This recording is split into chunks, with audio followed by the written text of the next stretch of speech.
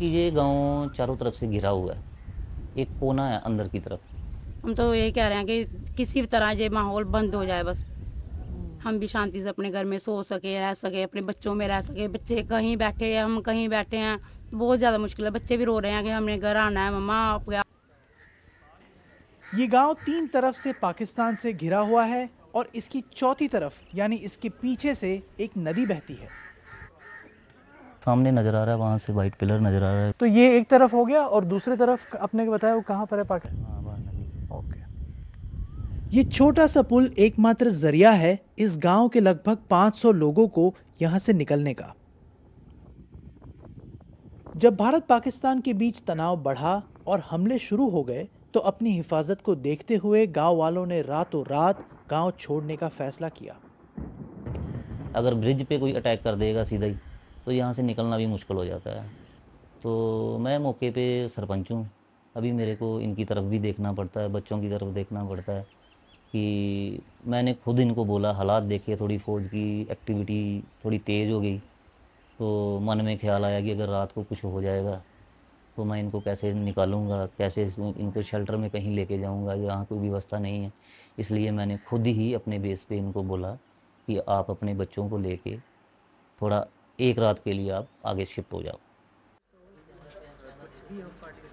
ऐसी क्या बात है जो बॉर्डर में रहने वाला एक शख्स झेलता है? ये सब कि देख ही रहे हो आप, तनाव बढ़ा है तो उसकी वजह से कोई पाकिस्तान वाले कोई गंदी हरकत कर दें, उसका डर है बस।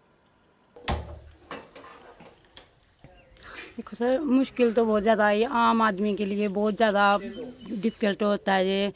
तो बच्चे तो छोड़ दिए रिश्तेदारों के घर, खुद हम आते हैं, सुबह आते हैं यहाँ, तो खाना वाना खा के फिर निकल जाते हैं वहाँ किसी के घर, किसी की दुकान पे जो खाली हो, वहाँ पे रात बिताते हैं, फिर सुबह फिर यहाँ घर पे आ जाते हैं। क्योंकि हमने पशु रखे हुए हैं, उनको चारा पानी देना होता है, वो तो लेके जा नहीं सकते साथ।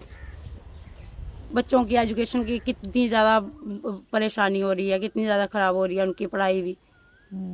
आपके बच्चे यहाँ रहते थे, कहाँ रहते थे? उधर थोड़ा सा पीछे छोड़ दिया रिश्तेदारों में, तो रिश्तेदार भी एक दिन रखेंगे, 2 दिन रखेंगे, ज़्यादा तौर तो वो भी नहीं रख सकते ना।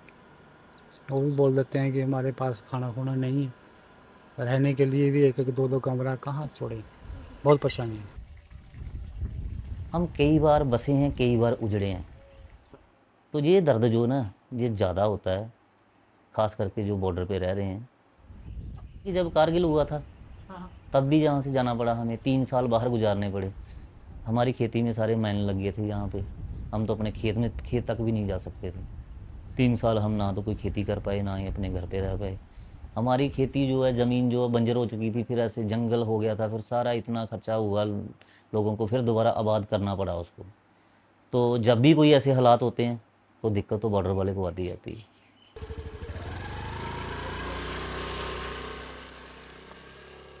तनाव इतनी जल्दी कम नहीं होता, अगर युद्ध विराम हो जाता है। जहाँ पे ना वो होना चाहिए, वो बंकर बनने चाहिए। बंकर बनने चाहिए, जैसे JNK में बने हुए हैं ना बॉर्डरों पे, आम घरों में बने हुए हैं, उन्होंने मोर्चे निकाल के दिए हैं घरों में कि ऐसे गोलीबारी हो तो आप अपनी सुरक्षा के लिए इसमें छिप जाओ।